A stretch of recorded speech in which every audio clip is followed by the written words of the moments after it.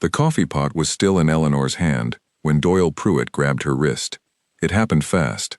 1 second she was pouring his refill, and the next his fingers were closed around her arm, hard enough to pull her off balance. The pot tipped. Hot coffee splashed across the counter and dripped onto the floor in a thin brown line. Eleanor did not cry out. She went still, the way people go still when they are deciding whether to fight or wait. "You charged me for 2 breakfasts," Doyle said. His voice filled the whole diner. "I only ordered 1. "I can check the ticket," Eleanor said quietly. "Just let go of my arm." He did not let go. At the booth by the window, Mason Hale set down his coffee cup without finishing his sip. His daughter, Lucy, was halfway through a pancake, her fork frozen above the plate. She was 8 years old, and she knew, the way kids know things before adults explain them, that something in the room had changed. Mason was already standing. He was not a big man, not the kind of build that turned heads, but he moved like someone who had spent years fixing things that did not want to be fixed, and his hands had the calm steadiness of someone used to working close to danger, without flinching. He crossed the diner in 4 steps and stopped beside Doyle, close enough that Doyle had to look up at him. "Let go of her," Mason said. He did not raise his voice. That was the part that made the room go quiet. A shout would have been easy to ignore, easy to match. 4 flat words were harder to argue with. Doyle's fingers loosened. Eleanor pulled her arm back and pressed it against her side, the way someone protects a bruise that has not finished forming yet. "This isn't your business," Doyle said. "It is now." For a moment nobody moved. Carl, the cook, had come out from behind the kitchen window with a spatula still in his hand, not sure if he needed it. Nina, the other waitress on shift, stood frozen near the register. 2 older men at the counter had stopped eating to watch. Doyle looked at Mason, then at the eyes of the room turned toward him, and something in his face shifted from anger to calculation. He was the kind of man who needed an audience to feel powerful, and the audience had just turned against him. "Fine," he said, pulling a few bills from his pocket and dropping them on the counter without counting them. "Keep the change." He walked out. The bell above the door rang once, too cheerful for the moment it was marking. For a few seconds the diner stayed silent, the way a room stays silent after a storm passes close but does not quite hit. Then conversation slowly returned, quieter than before, the way people talk when they are still listening for the next sound. Eleanor bent down and began wiping the spilled coffee from the floor with a rag, her movements careful and exact, as if cleaning the mess was the only thing keeping her hands from shaking. "You don't have to do that right now," Mason said. "It's fine," she said. "It's my job. That's not what I meant." She looked up at him then, and for a second something passed across her face that did not belong to a woman who poured coffee for a living. It was there and gone so fast that Mason almost convinced himself he had imagined it. Almost. "Thank you," she said, "for stepping in." Anyone would have. "No," she said, "they wouldn't have." She straightened up, tucked a loose strand of hair behind her ear, and went back behind the counter, as if nothing had happened at all. But her hands were not entirely steady when she picked up the coffee pot again, and Mason noticed. He went back to the booth. Lucy was watching him with wide eyes. "Is the lady okay?" she asked. "She's okay," Mason said, sliding back into his seat. "Eat your pancakes before they get cold." Lucy picked up her fork but kept glancing toward the counter. That man was scary. "He's gone now. Will he come back?" Mason did not answer right away. He looked toward the window, where Doyle's truck was pulling out of the parking lot in a way that suggested he was not finished being angry, just finished being angry here. The truck idled at the edge of the lot for a moment, longer than it needed to, before finally turning onto the road. "I don't know," Mason said, "but if he does, I'll be here." It was the kind of thing a father said to make a child feel safe, and most of the time it did not require him to think too hard about whether it was true. This time it felt different. This time he meant it in a way that surprised him. They finished breakfast in the kind of quiet that comes after something has shaken loose in a familiar place. Lucy ate slower than usual, glancing at the door every few minutes, and Mason let her take her time, even though they were running close to the school bell. Some mornings, being late was the smaller problem. When he went to pay the check, Eleanor was at the register, and up close he could see that the steadiness she had put back into her hands had not quite reached the rest of her. There was a faint red mark forming on her wrist, the shape of fingers pressed too hard, already starting to bruise. You should put something cold on that, he said. She glanced down at her wrist as if she had forgotten it was there. It's nothing. It's not nothing. I've had worse mornings, she said, and there was something dry in the way she said it, something that suggested she was not talking only about the diner. She rang up his total and handed him his change, and for a moment her eyes lifted to meet his, steady and unreadable. Thank you again, really. Eleanor, right?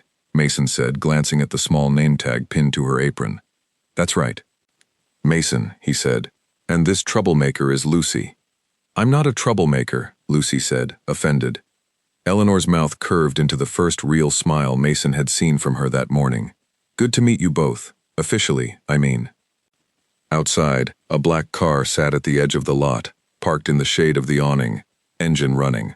A driver in a dark jacket leaned against the door, checking his phone, clearly waiting for someone. Mason had noticed it on his way in, but had not thought twice about it. Now he glanced at it again as he held the diner door for Lucy. Is that your ride? He asked, half joking, nodding toward the car. Something flickered across Eleanor's face, there and gone, the way it had been before. No, she said, just someone waiting on the wrong street.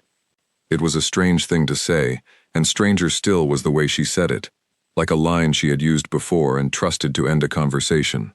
Mason did not push. It was not his business, and he had a daughter to drop off at school and a transmission to rebuild before noon. But as he buckled Lucy into the car and pulled out of the lot, he found himself glancing in the rearview mirror at the diner, at the black car still idling out front, at the woman standing behind the counter who poured coffee like it was the only thing in the world she wanted to be doing, and who flinched, just slightly, every time the bell over the door rang. He told himself it was none of his concern. He told himself that for most of the day, while he worked under the hood of a sedan that smelled like burnt oil, while he picked Lucy up from school and asked about her spelling test, while he made dinner and signed a permission slip and turned off the hallway light after she fell asleep. But that night, lying in the dark with the house quiet around him, he kept seeing the same two things, the bruise forming on Eleanor's wrist and the black car waiting outside, patient as a held breath, for a woman who said it wasn't hers. He did not know yet how much he did not know. He only knew that tomorrow he would be back at the same booth, ordering the same coffee, and he would be watching the door a little more closely than usual. That same evening, after the diner had closed and the chairs were stacked on the tables, Nina stayed back to help Eleanor count the register. It was not something Eleanor usually allowed. She liked to close alone, liked the quiet of the empty diner after a long shift. But tonight, Nina lingered without asking, and Eleanor did not have the energy to send her home. While Eleanor counted bills, her phone buzzed on the counter. She glanced at the screen, stepped outside into the parking lot, and answered it in a voice Nina had never heard her use before. Through the glass door, Nina could not make out every word, but she caught pieces, numbers, a board, something about a vote that could not wait until Monday. Eleanor's tone was clipped and certain, the voice of someone giving instructions, not receiving them. When Eleanor came back inside, she slipped the phone into her apron pocket and picked up the counting where she had left off, as if nothing had happened. Everything okay? Nina asked.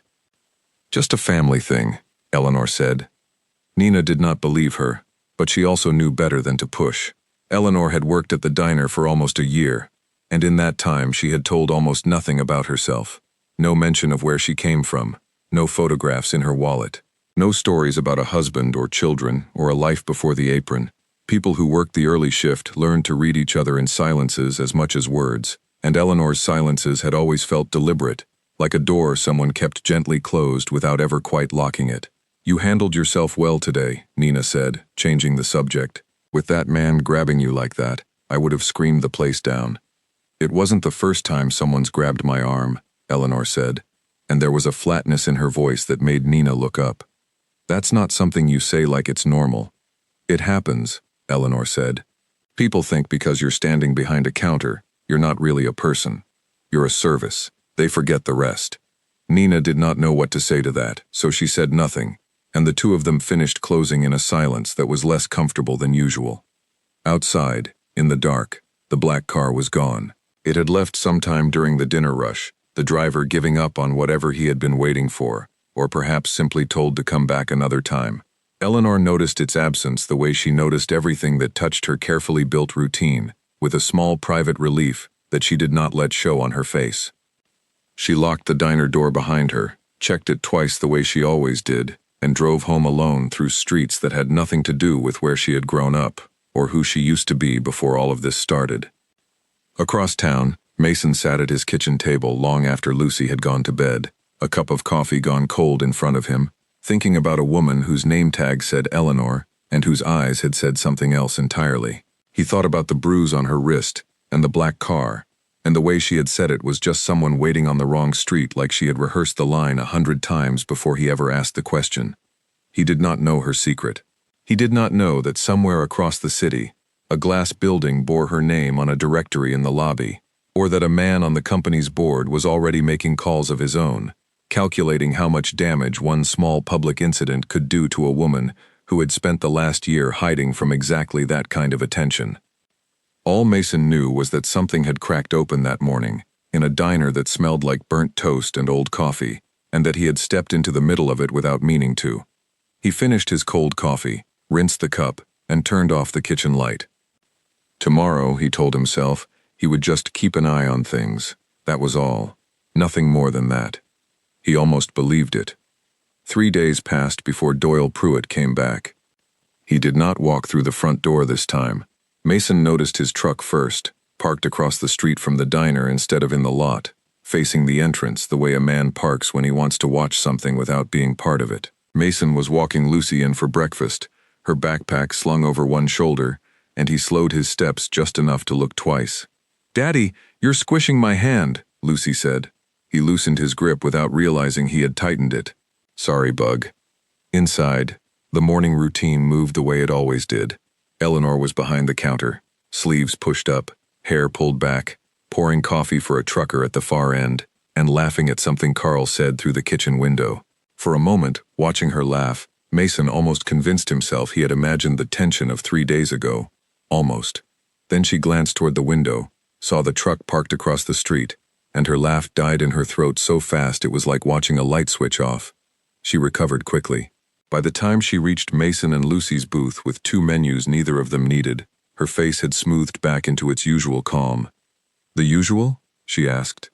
"The usual," Mason said, then quieter, nodding toward the window without quite pointing. "He's been out there a while." Eleanor did not look. "I noticed." "You want me to say something to him?" "No," she said too quickly. "Please don't. It'll just give him a reason to come inside. He already has a reason. He thinks the diner owes him a free breakfast." "It's not about the breakfast," Eleanor said, and for the first time she let something real slip into her voice, something tired and old, like a weight she had been carrying long before she ever set foot in this diner. "Men like that aren't angry about coffee, Mason. The coffee is just the excuse." She walked away before he could ask what she meant by that, and he was left turning the words over while Lucy chattered about a science project involving baking soda and vinegar, a small volcano she wanted to build for the school fair. He answered her questions on autopilot, his eyes drifting back to the window every few minutes, watching the truck that did not move. It finally pulled away 20 minutes later, without Doyle ever stepping inside. Mason felt the tension in his shoulders ease, but only slightly. A man who parks and watches and leaves without doing anything is not finished. He is rehearsing.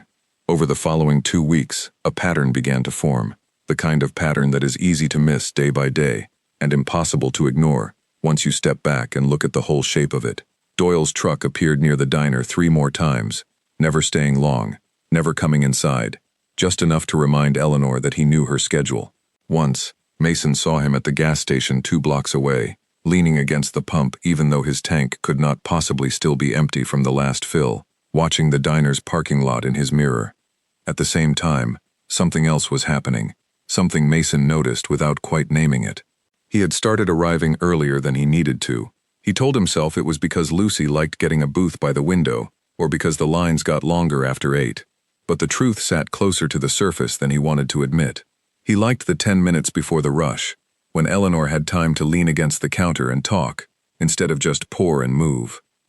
She asked about his work, and he found himself explaining the difference between a transmission rebuild and a transmission replacement in more detail than anyone outside a garage had ever wanted to know, and she listened like it actually interested her, asking the kind of questions that meant she was paying attention rather than waiting for her turn to talk. He asked about her, and she gave him almost nothing. A favorite color, a dislike of cold weather, never a hometown, never a last name beyond what showed up on her paycheck stub, which he had never seen and never would. "You're a hard person to get to know," he said one morning, half joking. "I used to be easier," she said, and there was something underneath the words that he could not quite reach, like a stone dropped into water too dark to see the bottom. Lucy, for her part, had decided that Eleanor was the most interesting adult she had ever met, mostly because Eleanor was the only grown-up who took her volcano project seriously. On a slow Tuesday morning, Eleanor sat across from her in the booth during a break and sketched a rough diagram of how the chemical reaction worked, drawing little bubbles erupting from a paper cone, and Lucy watched with the kind of focused wonder she usually saved for cartoons. "How do you know so much about volcanoes?" Lucy asked. "I read a lot," Eleanor said. "Like, a lot? More than most people would think is normal," Eleanor said, smiling, and there was something in the way she said it that made Mason, watching from across the table, wonder exactly what kind of reading she meant. It was a small thing, a child's question and an adult's careful answer, but it added itself to the pile of small things Mason had started collecting without meaning to. The black car that appeared and disappeared, on no schedule he could predict, the way she sometimes corrected her own grammar mid-sentence, like she was translating herself down from something more formal, the folder she kept in her bag, thick with papers, that she once let slip out onto the floor and snatched back up, before he could read more than a single word printed across the top in bold letters. He had only caught a fragment, something about quarterly, something about projections, words that did not belong to a woman who spent her days refilling coffee cups for tips. He did not ask. He told himself it was respect for her privacy, and it was, but it was also something closer to fear, the quiet fear of a man who has been disappointed before and has learned to let people reveal themselves on their own time, rather than dig for answers that might change everything.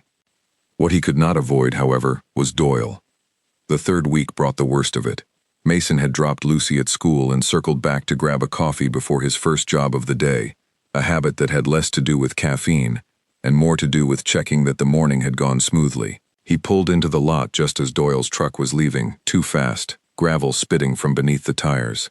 Inside, Nina was crouched near the storeroom door with her arms around Eleanor's shoulders, and Eleanor was sitting very still on an overturned crate, staring at nothing. "What happened?" Mason asked, already moving toward them.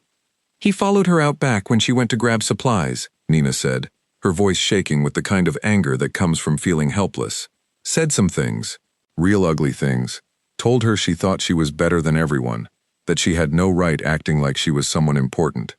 Did he touch her?" "No," Eleanor said quietly, before Nina could answer for her. "He didn't touch me. He just talked, a lot." "That's still not okay," Mason said. "I know that," Eleanor said, and there was an edge in her voice now, sharp enough to surprise him. "I'm not a child, Mason. I know when something isn't okay. I've spent most of my adult life learning the difference between men who are loud and men who are dangerous, and he is loud. For now, Mason repeated. "I deal with people like him," Eleanor said. Then, catching herself, she added more quietly, "I used to. Before." The word hung in the air between them, heavier than anything else she had said all morning. Mason wanted to ask before what, but her eyes had already gone somewhere else, somewhere private, and he understood without being told that the door had closed again. He drove to the hardware store that afternoon instead of to his first appointment, bought a small camera meant for porches and driveways, and installed it above the diner's back door himself, before his shift cancellations piled up too high to ignore. He did not ask Eleanor's permission first. He told the diner's owner it was a safety upgrade, paid for it out of his own pocket, and said nothing more about it.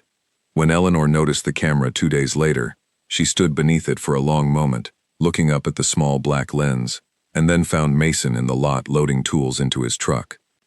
"You didn't have to do that," she said. "I know. It must have cost you something."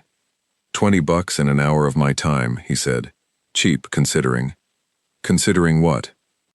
He looked at her directly, the same look he had given Doyle across the counter weeks earlier, steady and without apology. Considering I'd rather spend $20 now than find out later I should have done something and didn't. Eleanor did not answer right away. When she finally spoke, her voice had lost its usual careful distance, just for a moment, just long enough for something honest to slip through. Most people in my life, she said, want something from me before they help me. You're the first person in a long time who just helped. Maybe you've been around the wrong people, Mason said. Maybe, she said. Or maybe I built a life where the right people couldn't find me even if they tried. She did not explain that either, and he had learned by now not to push, but the sentence stayed with him the rest of the day, turning over in his mind while he worked, while he picked Lucy up, while he sat at the dinner table half listening to a story about a classmate's hamster. That night, after Lucy had gone to bed, Mason sat at the kitchen table with his laptop open, the screen casting a pale light across the dishes he had not yet washed. He told himself he was only checking the weather, only looking up a part number for tomorrow's job, but his fingers found their way to the search bar and typed Eleanor's name before he had fully decided to do it. Nothing useful came back. The name was common enough that the search returned hundreds of people who were not her, a retired teacher in another state, a woman who sold handmade candles online, a long list of social profiles that did not match the quiet, guarded woman behind the diner counter. Whatever Eleanor was hiding, she had hidden it well, scrubbed clean of the kind of digital trail most people left without thinking. He closed the laptop, half relieved and half disappointed, and told himself that was the end of it. He was not in the business of digging through other people's lives. He fixed transmissions. He packed school lunches. He was not equipped to untangle whatever Eleanor was carrying, and some part of him suspected that even if he were, she would not thank him for trying. The next morning brought a small piece of the puzzle anyway, one he had not gone looking for. The diner's mail came through a slot beside the front register, and most mornings it sat in a small pile until Carl had time to sort it during the lull before lunch. Mason was waiting for his order when he noticed an envelope sitting slightly apart from the rest, thicker than a bill, the paper a heavier stock than anything else in the stack. It was addressed not to the diner, but to Eleanor directly, care of the business address, and the return address in the corner belonged to a law office downtown, the kind of firm whose name was printed in a serious, narrow font on buildings with marble lobbies. He was not trying to read it. It simply sat there in plain sight while Carl rang up a trucker's bill, and Mason's eyes caught the words before he could stop them. Something about a fiduciary matter, something about a scheduled appearance. He looked away quickly, the way a person looks away from something they were not meant to see, but the words stayed lodged in his mind the rest of the morning, fiduciary matter turning over and over like a stone in his pocket. He thought about asking Carl what he knew about Eleanor, where she had come from, what she had done before the diner. He decided against it. Carl was a good cook and a worse secret keeper, and whatever Eleanor was protecting, she was protecting it on purpose, with the kind of care that suggested real stakes behind the silence. Mason was not going to be the one who pulled the thread loose without her permission. Lucy, of course, had no such restraint, and it was through her that the next small piece arrived. Eleanor talks different on the phone, she announced one afternoon, swinging her legs under the booth while she waited for her grilled cheese. Like a teacher voice, not her regular voice. What do you mean? Mason asked, trying to sound only mildly curious. Like when she's saying numbers and stuff, she doesn't sound like Eleanor. She sounds like someone on the news. You shouldn't listen in on people's phone calls, Bug. I wasn't trying to, Lucy said, offended. She was just loud. She said something about a board, and I thought maybe she meant a skateboard, but it didn't sound like skateboard talk. Mason kept his face carefully neutral, the way he had learned to do for years of school conferences and harder conversations. Probably just grown-up stuff, boring grown-up stuff. That's what I said too, Lucy agreed, satisfied, and went back to peeling the crust off her sandwich. Mason did not pursue it further with his daughter, but the phrase stuck with him the rest of the day, joining the law office envelope and the careful grammar and the black car that came and went on no schedule a normal life would explain. None of it, taken alone, meant much of anything. Taken together, it had begun to form the outline of something larger, something Eleanor was carrying alone, quietly, behind a counter that asked nothing of her except refills and small talk. He still did not ask. He still told himself it was none of his business. But he found himself watching the parking lot a little more carefully each morning, the black car and Doyle's truck both filed away in the same part of his mind now, Two separate threats circling the same woman from two very different directions, and he did not yet understand how closely the two were about to collide. The break, when it came, arrived without warning, the way breaks always do. It was a Thursday afternoon, the diner quiet between lunch and the early dinner crowd, when Eleanor's phone rang and she stepped outside to answer it the way she always did. This time, though, she did not come back in after a minute or two. Through the window, Mason watched her pace the edge of the parking lot, one hand pressed against her forehead, her shoulders pulled tight in a way he had never seen before, not even with Doyle standing inches from her face. When she finally came back inside, her apron was already off, folded over one arm, and her face had the particular paleness of someone who has just been told something they cannot undo. "I have to go," she told Nina, words clipped and fast. "I don't know for how long. Can you cover the rest of my shifts this week?" "Of course. But Eleanor, what's wrong?" "I'll explain when I can," Eleanor said, already moving toward the door, car keys in hand. She passed Mason's booth on her way out, and for just a second, she slowed, looked at him, and something passed between them that did not need words. Worry, maybe, or warning. "Be careful," he said, not entirely sure what he was warning her about, only certain that he needed to say it. "I always am," she said, and then she was gone, the bell over the door ringing once behind her, too cheerful again for the moment it was marking. Mason sat in the booth long after his coffee went cold, staring at the door she had walked through, the black car nowhere in sight, the parking lot empty except for the wind moving a few stray napkins across the asphalt. He did not know it yet, but somewhere across the city, in a glass building with her name carved discreetly into a lobby directory, a boardroom full of people in expensive suits was waiting for a woman none of them had seen in person for nearly a year, and the meeting that had pulled her away from the diner was about to change everything he thought he understood about her. The call that pulled Eleanor away from the diner had come from a man named Gregory Sutton, and by the time she reached the glass tower downtown, he was already waiting for her in the executive boardroom on the 32nd floor, seated at the head of a table built from a single slab of dark wood, his hands folded with the patience of a man who believed time was always on his side. Eleanor had changed in the car. The driver, a quiet man named Walter who had worked for her family longer than she had been an adult, kept a garment bag in the trunk for exactly this kind of morning, and by the time she stepped out of the elevator, the apron and the name tag had been replaced by a tailored gray suit, her hair pulled back into the sharp, controlled style that belonged to a different version of herself, one the diner had never seen. "Eleanor," Sutton said, not standing, "thank you for making the time." "You didn't give me much choice," she said, taking her seat at the opposite end of the table. "What's the emergency, Gregory?" He slid a single sheet of paper across the polished wood. It was a printed photograph, slightly blurry, clearly taken from across a parking lot with a phone camera. It showed Eleanor standing behind a diner counter, an apron tied around her waist, a man's hand closed around her wrist. "This was sent to 3 board members this morning," Sutton said, along with a very helpful note suggesting our chief executive has been spending her time waiting tables at a roadside diner instead of running this company. Eleanor's face did not change, but her hands, resting on the table, pressed flat against the wood. "I'm allowed a private life." "You're allowed a private life that doesn't look like instability 2 weeks before a shareholder vote," Sutton said. "A photo like this, in the wrong hands, tells a very simple story.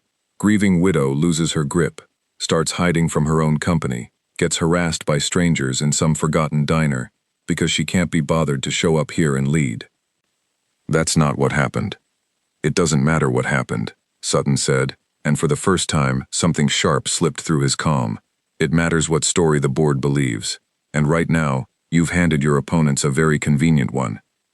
Eleanor knew exactly who he meant by opponents, because the loudest of them was sitting across the table from her, wearing a suit that cost more than most people's monthly wages, smiling the careful smile of a man who had spent a year quietly building support for a vote that would remove her from the company her late husband had built, and she alone had kept standing. "I built this company back from nothing after Henry died," she said. "I don't owe you an explanation for where I eat breakfast." "You owe the shareholders confidence," Sutton said, "and right now, confidence is exactly what that photograph takes away." The meeting stretched for nearly 2 hours, circling the same argument from different angles, board members weighing in with careful, diplomatic language that all pointed toward the same uncomfortable conclusion. The vote, scheduled for the following week, had been close even before the photographs surfaced. Now it was closer still, and Eleanor left the building that evening with a headache behind her eyes, and a decision she had been avoiding for months pressing harder against her than ever before. She did not go back to the diner that night, or the next. Nina covered her shifts without complaint, though she texted twice asking if everything was all right, and both times Eleanor answered with the same careful half-truth. Family business. Nothing to worry about. Mason noticed her absence the way a person notices a missing tooth, a small gap that the tongue cannot stop returning to. He did not call. He did not have her number, had never asked for it, had told himself there was no reason to. He simply showed up at the diner each morning, ordered the same coffee, and watched Nina pour it instead, the booth feeling larger and emptier than it had any right to feel after only a few days. It was Lucy's school trip that finally answered the question he had not let himself ask out loud. The third-grade class was touring the city's downtown district as part of a unit on community and local government, a field trip that involved a guided walk past several office buildings, a stop at the public library, and lunch in a small park surrounded by glass towers that caught the afternoon sun like sheets of poured silver. Mason had signed up to be one of the parent volunteers weeks earlier, before any of this began, back when his biggest concern was making sure Lucy did not wander off chasing pigeons. The class was crossing at a light near one of the largest buildings on the block when Mason saw the black car. It pulled to the curb in front of the tower, smooth and unhurried, and a man in a dark jacket stepped out to open the rear door before it had fully stopped. Mason recognized the driver before he recognized anything else. The same quiet man who had waited outside the diner so many mornings, engine running, patient as a held breath. Then Eleanor stepped out. She was wearing a suit the color of storm clouds, her hair pulled back in a way that made her look both older and sharper than the woman who poured his coffee every morning, and as she crossed the sidewalk toward the building's entrance, two people in business clothes fell into step beside her, talking fast, holding tablets out for her to glance at as she walked. A security guard at the door straightened and greeted her by a name Mason had never heard her use. "Good morning, Miss Voss." Mason stopped walking. Beside him, Lucy tugged at his sleeve, asking why he had stopped, asking if they were going to be late for the library, but for a long moment he could not make his legs move. He watched Eleanor disappear through the revolving doors of a building with her name etched into a brass plate beside the entrance, the kind of plate that listed not a tenant but an owner, and the careful, ordinary picture he had built of her over the last month, folded in on itself like a paper cup crushed in a fist. "Daddy," Lucy said again. "I'm here, Bug," he said, finally moving again, though his eyes stayed on the doors a second longer than they should have. "Just thought I saw someone I knew." "Did you?" He did not have a simple answer for that, so he said nothing, and let the class move forward toward the library, his mind several blocks behind, still standing on that sidewalk, still hearing the security guard's voice. Ms. Voss. He did not say anything to Eleanor that week. He did not know what he would say, or whether he had any right to say anything at all. She had never lied to him directly, not in so many words. She had simply let him believe what the apron and the counter suggested, and now he understood why a folder full of numbers had once slipped from her bag, why her grammar sometimes corrected itself mid-sentence, why a law office downtown sent her certified mail, and a driver waited outside on a schedule no minimum wage job could explain. What he could not stop thinking about was the photograph he imagined existed somewhere, the one that must have been taken the morning Doyle grabbed her wrist, because 3 days after the school trip, the trouble outside the glass tower made the decision for him to act whether he was ready or not. It happened on a Tuesday afternoon, the kind of ordinary day that gives no warning before it turns. Eleanor was leaving the building for a late lunch meeting when Doyle Pruitt stepped out from beside a parked delivery van across the street, close enough that the security guard at the door only noticed him when he was already moving. "Eleanor," he called out, his voice carrying across the plaza in a way that made heads turn. "Or should I call you Ms. Voss now?" She stopped walking. Around her, people slowed their steps, the particular curiosity of strangers sensing a scene about to unfold. "How did you find this place?" she asked, her voice low and controlled in a way it had never been at the diner. "Wasn't hard," Doyle said, closing the distance between them. "Followed your fancy car a few times, took some pictures, sold a couple to people who were real interested in a CEO who likes to play poor on her days off." You sold those photographs, Eleanor said slowly, understanding arriving in her voice, the way cold water arrives in a sudden current. Good money in it too, Doyle said, smiling now, enjoying himself. Funny how much people will pay to make a rich woman look unstable, right before a big vote. Security reached them then, 2 guards moving quickly across the plaza, but Doyle had already said what he came to say, and he let them take his arm without much resistance, still smiling, still satisfied, the way a man smiles when he has already gotten what he wanted, and the consequences belong to someone else now. You should be more careful who you trust with your secrets, Ms. Voss, he called back over his shoulder as the guards walked him toward the street. Word travels fast when there's a price on it. Eleanor stood alone on the plaza for a long moment after he was gone, the lunchtime crowd slowly resuming its rhythm around her, pretending not to have watched, the way crowds always pretend. Her hands, she noticed distantly, were shaking again, the same way they had shaken weeks earlier behind a coffee-stained counter, in a diner she suddenly understood she might never be able to return to. By the time she reached her office, the story had already begun its quiet spread through the building, the way bad news always moves faster than good news, through a company full of people who survive by knowing things first. Her assistant met her at the elevator with a face that was trying very hard to look neutral and failing.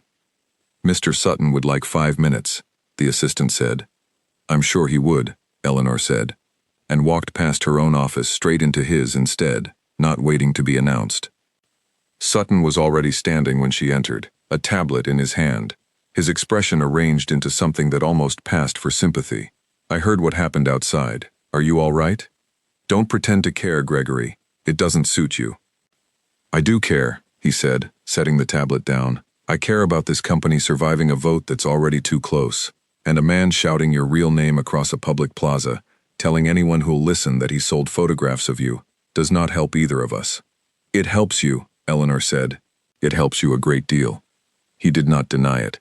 That was the part that stayed with her longest, after she finally walked out of his office and shut her own door behind her, sliding the lock that she rarely used, sitting down at a desk, covered in reports she had not touched in days.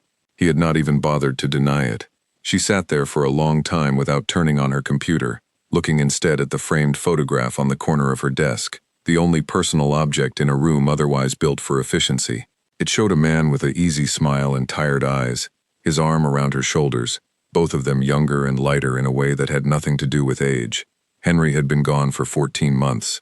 He had built this company from a single rented office and a stubborn belief that people deserved better than what they were being sold, and in the chaos after his death, after the debts no one had warned her about, and the board members who assumed a grieving widow would simply step aside, she had fought to keep his name on the door, instead of letting it be quietly erased. She had not expected the fight to cost her this much. She had not expected to need a diner 3 towns over just to remember what it felt like to be a person, instead of a problem to be managed. She thought of Mason then, the way he had said let go of her without raising his voice, the way he had installed a camera above a back door without asking for thanks. She wondered if he had heard about the plaza yet, and some small, foolish part of her hoped he had not, simply because she did not know how to explain it, and a larger, more honest part of her hoped he had, because she was tired of being the only one carrying the weight of her own secret. Across the city, that hope was already becoming true. Mason heard the story in pieces, the way most people hear important things, second-hand and slightly wrong before the full shape of it settled. A customer dropping off a sedan for an oil change mentioned a scene downtown, a woman in a business suit, a man shouting about photographs, security pulling him away while a crowd of office workers filmed it on their phones. The customer did not know Eleanor's name, did not connect the story to anyone Mason knew, but Mason connected it himself before the man had even finished talking, the pieces of the last month sliding into place with the cold, certain click of a lock finally turning. He finished the oil change with hands that moved on instinct, while his mind worked somewhere else entirely. By the time Lucy got out of school that afternoon, he had already decided 2 things, though he had not yet found the words to explain either one to himself clearly. The first was that he was angry, not at Eleanor, but at the version of the world that made a woman hide an entire life behind an apron just to escape men who wanted to use her name against her. The second was that he was not going to keep pretending he had not noticed. "You're quiet," Lucy said in the car, swinging her backpack onto her lap. "Is it about the lady from the building?" The one with the fancy car? He glanced at her in the rearview mirror, surprised, though he supposed he should not have been. Children noticed more than adults gave them credit for, and Lucy had been standing right beside him on that sidewalk. Yeah, he admitted. It's about her. Is she in trouble? He thought about the photograph Doyle had shouted about, the board members deciding her fate behind glass walls, the year she had spent hiding in plain sight at a diner that asked nothing of her except a smile and a clean apron. I think she might be, he said. I think she's been in trouble for a while. Are you going to help her, like with the scary man before? The question was simple, in the way only a child's questions could be simple, cutting straight through every complicated thought he had been circling since the school trip. He did not have a plan yet. He did not know if showing up uninvited at a glass tower with his name nowhere on any visitor list would help Eleanor or only add another complication to a life that already had too many. But he knew what his answer was before he finished thinking it through. Yeah, he said, I'm gonna try. That evening, after Lucy was asleep, Mason sat at the kitchen table again, the laptop open in front of him, except this time he was not searching for a name that returned nothing.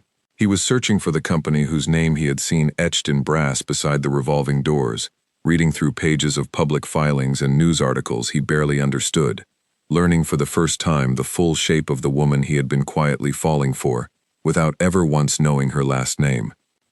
He read about a founder who had died unexpectedly 14 months earlier. He read about a widow who had taken control of the company against expectations and steadied it through a difficult year. He read, buried in a financial newsletter dated only a few days earlier, a brief and speculative paragraph about an upcoming shareholder vote, and a board faction reportedly pushing to remove her, citing concerns about her judgment and her increasing absence from public company events.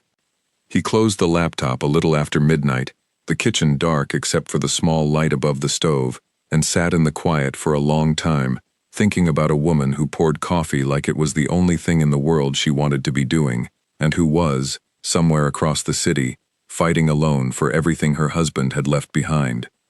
He did not know exactly what he would say to her yet. He only knew that tomorrow, he was not going to wait for her to come back to the diner. He was going to go find her instead. The lobby of the glass tower was the kind of place built to make ordinary people feel small, all marble and silence and a security desk staffed by two men who looked like they had been hired specifically for their ability to say no. Mason stood near the revolving doors the next morning in his work jacket, grease still faintly visible under his fingernails no matter how hard he had scrubbed, and felt every inch of how little he belonged there. "Can I help you?" the guard at the desk asked, in a tone that suggested he already doubted the answer was yes. "I need to see Eleanor Voss." "Do you have an appointment?" "No." "Then I'm afraid." "Tell her Mason is here," he said. "From the diner." The guard hesitated, clearly unsure what to do with a name that meant nothing on any visitor list, but something in Mason's steady, unembarrassed patience made him pick up the phone anyway and relay the message upstairs. Mason waited by the window, watching the street outside, the same plaza where Doyle had shouted her real name into a crowd of strangers only days before, and he wondered whether she would even agree to come down. She did, faster than he expected, stepping out of the elevator in flats instead of the heels he had seen on the school trip, her suit jacket left behind somewhere upstairs, as if she had wanted to meet him in something closer to herself. "You shouldn't have come here," she said, but there was no real anger in it, only a tiredness that ran deeper than a bad night's sleep. "Probably not," he agreed. "Can we talk somewhere that isn't a lobby with a security guard pretending not to listen?" She led him to a small courtyard behind the building, a square of green space, with a fountain that ran quietly enough to cover most conversations from anyone passing by. They sat on the same bench, a careful distance apart, and for a while neither of them said anything at all. "Eleanor Voss," Mason finally said, "or should I have been calling you Miss Voss this whole time?" "Eleanor's still my name," she said. "Voss is just the part I left at the door every morning before I put the apron on." "Why?" It was a simple question, and she did not answer it simply. She looked at the fountain for a long moment, watching the water fall in its steady, repeating pattern, before she finally spoke. "My husband built that company from nothing," she said. "Henry believed people deserved honest products at honest prices, and he spent 15 years proving he was right. When he died, I was supposed to be the grieving widow who signed whatever the board put in front of her and disappeared into a quiet life funded by his name. Instead, I fought for every decision, every meeting, every vote, because letting it go felt like letting him go twice. That doesn't explain the diner. The diner was the only place I got to stop fighting, she said, and her voice cracked just slightly on the last word, the first real break Mason had heard from her since the morning Doyle grabbed her wrist. Nobody at that counter wanted anything from me except a refill and exact change. Nobody looked at me and saw a widow, or a target, or a problem the board needed to manage. I got to be a woman who remembered how your daughter likes her pancakes. That's all I wanted. One place where I wasn't worth anything to anyone, and that was exactly why it felt safe. Mason sat with that for a moment, turning it over the way he turned over a stubborn engine problem, looking for the piece that did not fit. "I'm not angry that you have money," he said finally. "I want you to know that. I don't care about the building or the car or any of it." "Then what are you angry about?" "That you let me believe you were someone who needed protecting from a man like Doyle, when really, you've been protecting an entire company from men exactly like him for over a year, and you never said a word." Eleanor turned to look at him then, something sharp and surprised crossing her face. "I did need protecting from him," she said. "That part was never a lie, Mason. Having money doesn't make you safe from someone who wants to hurt you. It just changes what they're after." He had not thought of it that way, and the admission settled something uneasy in his chest, though it did not fully answer the question underneath his anger. The quieter one he had not said out loud yet. He had let himself care about her, slowly and without permission, and somewhere in the last month that caring had become bigger than he was ready to admit, and he did not know what to do with a version of her that came with a board of directors and a vote that could end her career within the week. "What happens now?" he asked instead, with the vote. Her face changed again, the warmth retreating behind something more guarded. "Gregory Sutton is going to use everything that's happened, the diner, Doyle, the photographs, as proof that I'm distracted and unstable. He's already moved the vote up. It's in 4 days instead of next week." "Can he do that?" "He has enough votes on the board to do almost anything right now," she said. "Unless I can prove the instability isn't real. Unless I can show the shareholders that what happened with Doyle wasn't a crisis I created, but a crime someone else orchestrated against me." "Did someone orchestrate it?" Eleanor was quiet for a moment, and when she spoke again, her voice had the careful precision of someone choosing words she had not yet said to anyone else. "I think Gregory paid Doyle to make trouble. I can't prove it yet. But men like Doyle don't usually have the patience to follow a stranger around for weeks, unless someone's making it worth his time." The pieces clicked into place for Mason, almost as fast as they had clicked into place for Eleanor weeks earlier. Watching a parked truck across the street from a diner that should never have mattered to anyone with money or power. "Then we find proof," he said. "We," she repeated, something careful in the word, as if she were testing whether he meant it. "You think I'm going to walk away now," he said. "I installed a camera over your back door for $20 before I even knew your last name. I'm not exactly the type to quit halfway through." For the first time since he had arrived, something like a real smile reached her eyes. It did not last long. 4 days was not very much time, and the fountain kept falling in its steady repeating pattern, indifferent to all of it. The trouble came back into focus faster than either of them expected, and not in the boardroom where they had assumed the next blow would land. It was the following afternoon, school pickup time. The line of cars stretched along the curb outside Lucy's elementary school in the familiar, unremarkable rhythm of a Wednesday. Mason was 3 cars back, phone in hand, half listening to a voicemail from a parts supplier, when he saw Doyle's truck pull up across the street. Doyle had been released on bail that morning, a fact Mason had not yet learned, and he was not there for breakfast or coffee, or any pretense of an ordinary complaint. He climbed out of the truck and walked toward the pickup line with the unhurried confidence of a man who believed the rules that applied to other people did not apply to him, scanning the children filing out of the building until his eyes landed on a small girl with a backpack covered in cartoon planets, standing near her teacher, waiting for her father's car to reach the front of the line. "Lucy," he called out, loud enough to carry. She turned, confused, not recognizing him at first, and that single second of confusion was enough for Mason's stomach to drop somewhere through the floor of his truck. He was out of his seat and moving before the car behind him could even honk, leaving his door open, cutting across the lawn in a straight line that did not care about pickup line rules, or the teacher already stepping protectively in front of Lucy, her arm extended, her voice sharp and clear. "Sir, you need to step back from the children right now.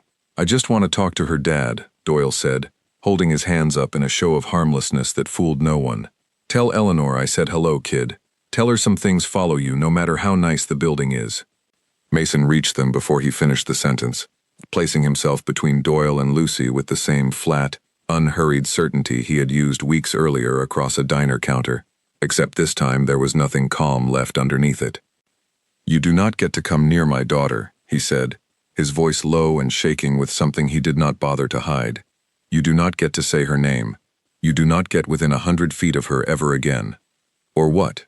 Doyle said, but his confidence had already begun to falter, watching the teacher on her phone, watching another parent already moving toward them, watching the particular look on Mason's face that suggested this was a line that, once crossed, would not be uncrossed easily.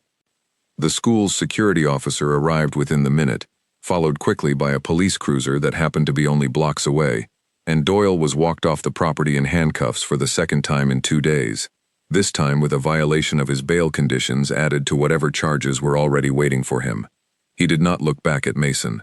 He looked back at Lucy, just once, with an expression that made Mason's blood run cold even after the cruiser had pulled away.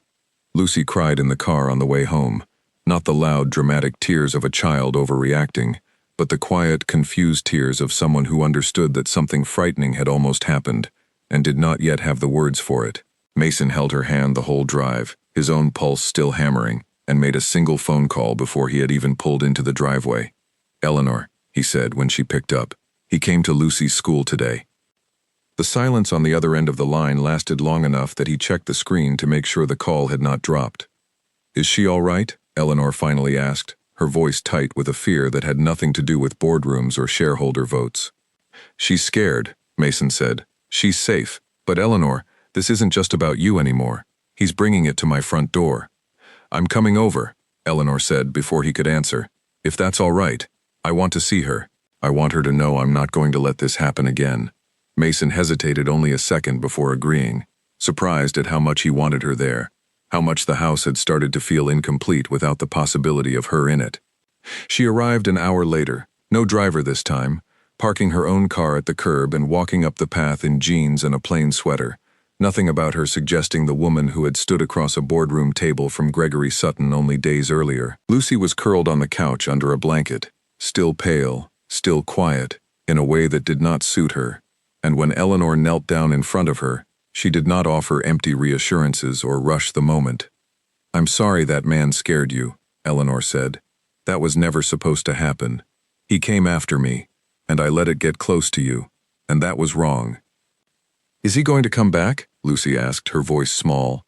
"No," Eleanor said, with a certainty that left no room for doubt, the same certainty Mason had once heard in her voice on a phone call she thought no one was listening to. "He's not going to come anywhere near you again. I'm going to make sure of that, even if it means doing things I've been too scared to do for a long time." Lucy studied her for a moment, the particular serious study children give adults when they are deciding whether to believe them, and then she nodded, just slightly, and shifted over on the couch to make room. Eleanor sat down beside her, and within 20 minutes, Lucy was showing her the half-finished volcano project, color returning slowly to her face, as she explained the chemical reaction, in the same careful detail Eleanor had once sketched out for her in a diner booth. Mason watched from the kitchen doorway, a strange tightness in his chest that had nothing to do with fear anymore.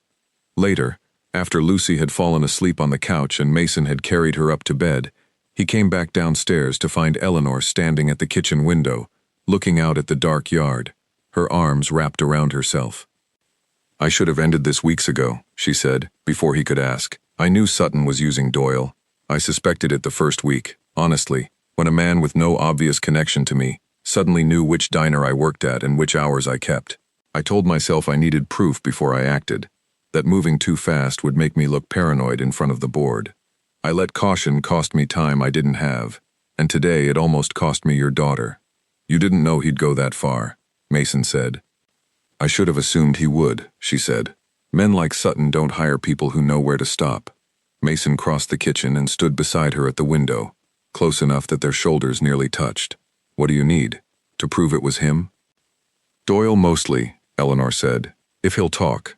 Bail violations and a second arrest in 2 days tend to make people reconsider their loyalty to whoever was paying them, especially when that person never bothered to send a lawyer. And if he doesn't talk? Then I go into that boardroom in 4 days with nothing but my own word, against a man who's spent a year building a quiet, respectable case that I've lost my grip, she said. And I find out exactly how much that's worth against men who've already decided what story they want to believe. Mason did not have an easy answer for that. No clean fix the way he had a fix for a stalled engine or a stripped bolt, and for once, he did not try to manufacture one. He simply stood beside her in the dark kitchen, the two of them quiet together, the kind of quiet that did not need filling. Then it's time I stopped hiding from all of it, Eleanor finally said, all the way. The lawyer Eleanor hired moved fast, once given permission to move at all, and within 2 days, a private investigator had confirmed what Eleanor already suspected in her gut.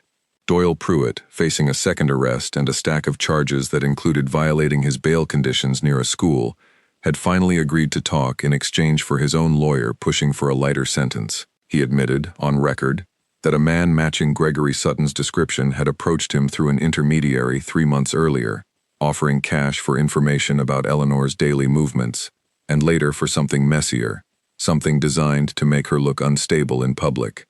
Doyle had not known, or claimed not to know, the full reason behind the request. He had simply taken the money, the way men like him always took the money, without asking too many questions about what it would cost someone else. It was not a perfect case. Sutton had been careful, paying through channels that took real effort to trace, never communicating with Doyle directly in any way that left an obvious trail. But it was enough phone records, enough bank transfers routed through a shell account with Sutton's signature buried 2 layers deep, enough for a forensic accountant to build a timeline that lined up far too neatly with every appearance of Doyle's truck outside the diner. Eleanor spent the 3 days before the vote barely sleeping, moving between her lawyer's office and her own, building a presentation she hoped she would never actually need to give, because the version of this story where Sutton simply withdrew quietly, embarrassed and outmaneuvered, was the version she wanted most. She did not get that version. Men like Sutton rarely gave up a fight they still believed they could win, even after the ground beneath them had already started to crumble. The boardroom on the morning of the vote was fuller than usual, every seat occupied, a handful of major shareholders attending in person instead of by proxy, drawn by rumors that had spread faster than Eleanor had hoped they would. Sutton sat in his usual seat, composed, a folder of his own prepared notes squared neatly in front of him, and when Eleanor walked in wearing the same gray suit she had worn the day the photograph first appeared, he gave her a small, confident nod, the nod of a man who still believed the numbers were on his side. Before we begin the formal vote, the board chair said, Ms. Voss has requested time to address some recent events directly. Eleanor stood. Her hands, resting on the edge of the table, were steady this time, steadier than they had been behind a coffee-stained counter weeks earlier, steadier than they had been on the plaza when Doyle shouted her name into a crowd of strangers. Most of you have seen a photograph, she said, or heard a version of a story about a CEO who's been hiding from her own company, distracted, unstable, unfit to keep leading it. I want to address that story directly, because most of it is true, and the part that isn't true is the part that matters most. A murmur moved through the room.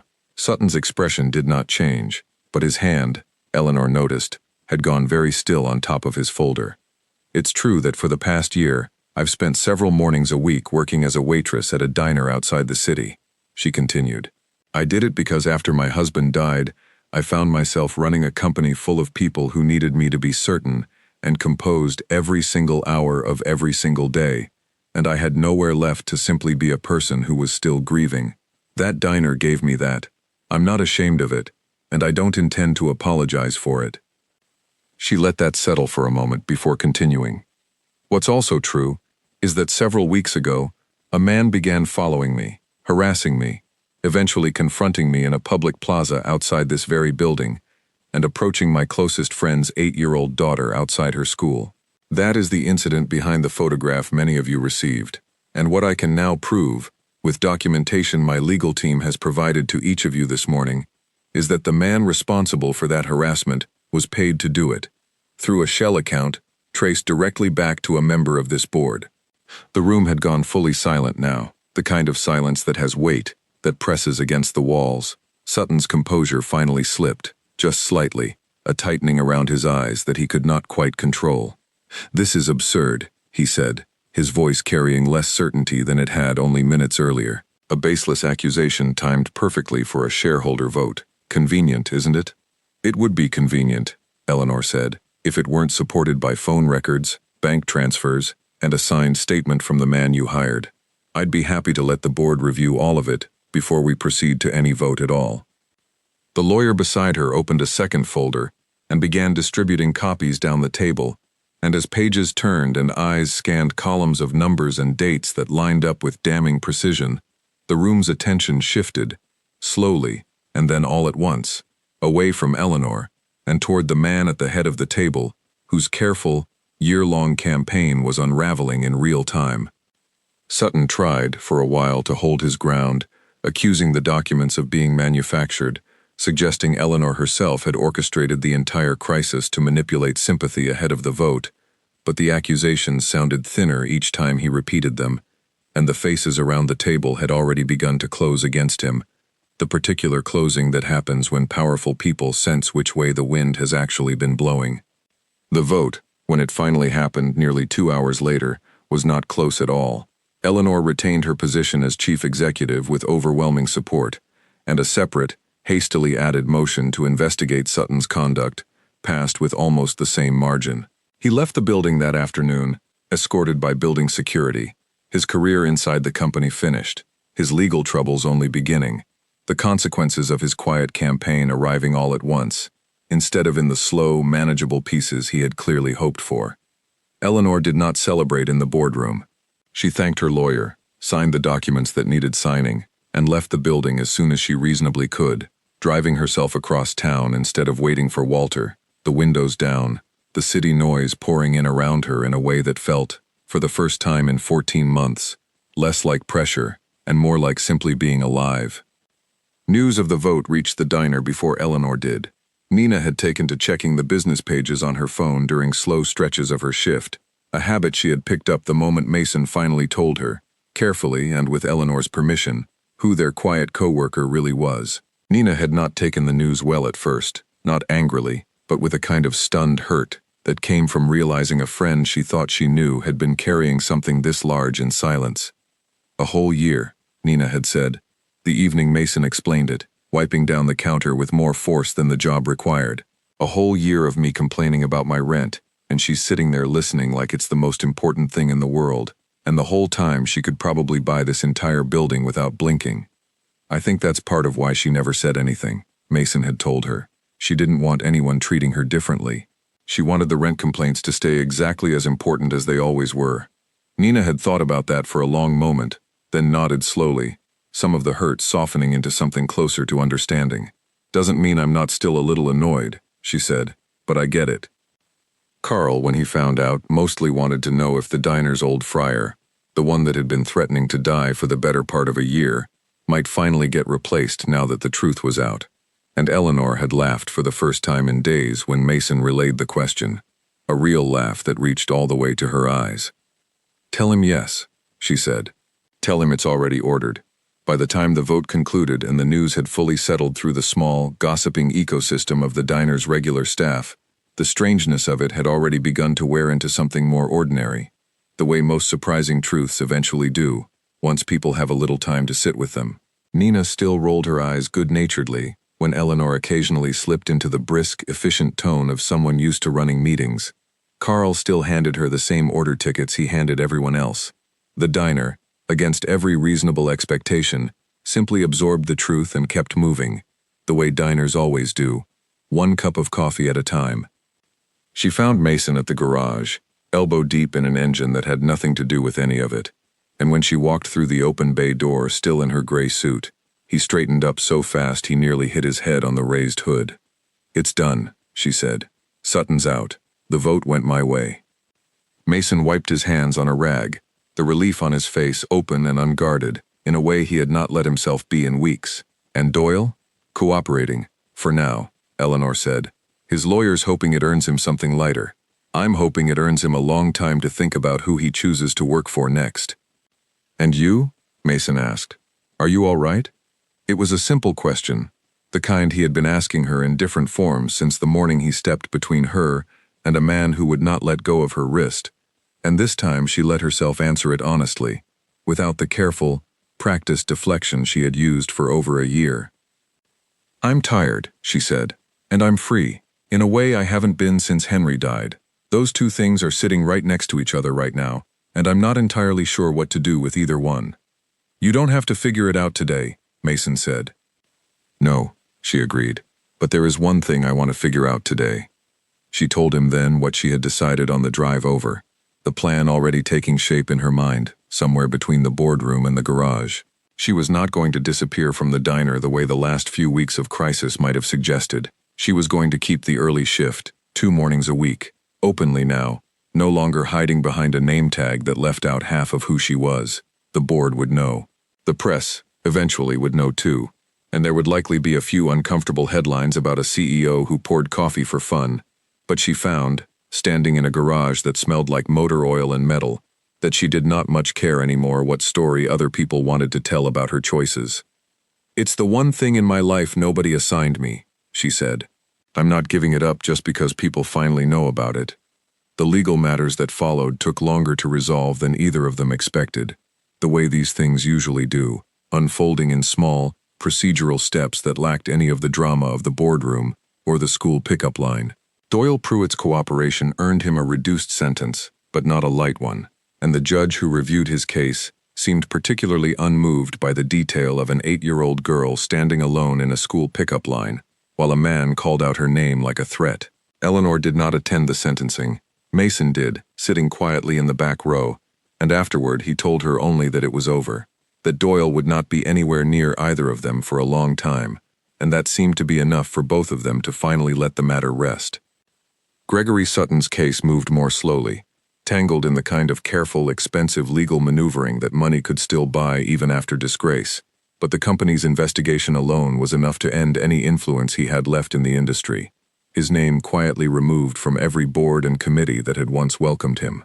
Eleanor found, somewhat to her own surprise, that she did not spend much time thinking about him once the vote was behind her. He had wanted her distracted and afraid, and the easiest way to deny him that, she decided, was simply to stop giving him any room in her thoughts at all. What stayed with her longer, in quieter and better ways, was the ordinary rhythm of the weeks that followed, the slow, steady return of mornings that did not carry the weight of a secret waiting to be discovered. She kept her 2 shifts a week at the diner, exactly as she had promised herself in the garage, and the world, as it turned out, did not end because of it. A few business reporters ran short, curious pieces about the CEO who still poured coffee on the side, and within a week, the novelty had worn off, and the stories moved on to other things, the way most stories eventually do. 3 weeks later, on an ordinary Tuesday morning, Lucy sat in her usual booth by the window, swinging her feet under the table, while she waited for her pancakes, her volcano project long since presented at the school fair, and proudly displayed on the refrigerator at home, complete with a slightly singed ribbon for second place. Mason sat across from her, reading the part of the newspaper that still ran in actual print, glancing up every few minutes the way he had been doing for months now, an old habit that had outlived the danger that first created it. Eleanor came around the counter to refill his coffee, her apron tied neatly at her waist, her name tag reading exactly what it always had, though everyone in the diner now understood there was more written underneath that small plastic rectangle than 4 simple letters could ever hold. A new regular at the counter, reading a folded newspaper of his own, glanced up at her with the particular recognition of someone who had seen her face somewhere else recently, on a business page or a screen, and then went back to his coffee without saying anything, because the diner had its own quiet rule about that now, an understanding that had settled into the place without anyone needing to announce it. Whatever Eleanor was outside these walls, inside them she was simply the woman who remembered how you liked your eggs. "Pancakes are coming right up," she told Lucy, setting down a small plate of orange slices in the meantime, because she still remembered, even now, that Lucy liked something to nibble on while she waited. "Are you staying for the whole shift today?" Lucy asked. "The whole shift," Eleanor confirmed. "Good," Lucy said, satisfied, going back to arranging her orange slices into a smiling face on the edge of her plate. Mason caught Eleanor's eye over the top of his newspaper, and she paused beside the booth a moment longer than the job strictly required. her hand resting briefly on his shoulder, in a gesture that had become familiar enough now to not need explaining to anyone who noticed. 4 words, she said quietly, just for him. What? Let go of her, she reminded him, the corner of her mouth lifting. I've thought about those 4 words more than I probably should have. They didn't care what I was worth on paper. I don't think I'd ever had anyone say something to me that simply before. They were true, Mason said. Still are. The bell above the door rang as another customer walked in, ordinary and unremarkable, and the diner moved on around them the way it always did, full of the small, steady rhythms of people pouring coffee and flipping eggs, and reading newspapers in booths that had seen far more than any of them realized.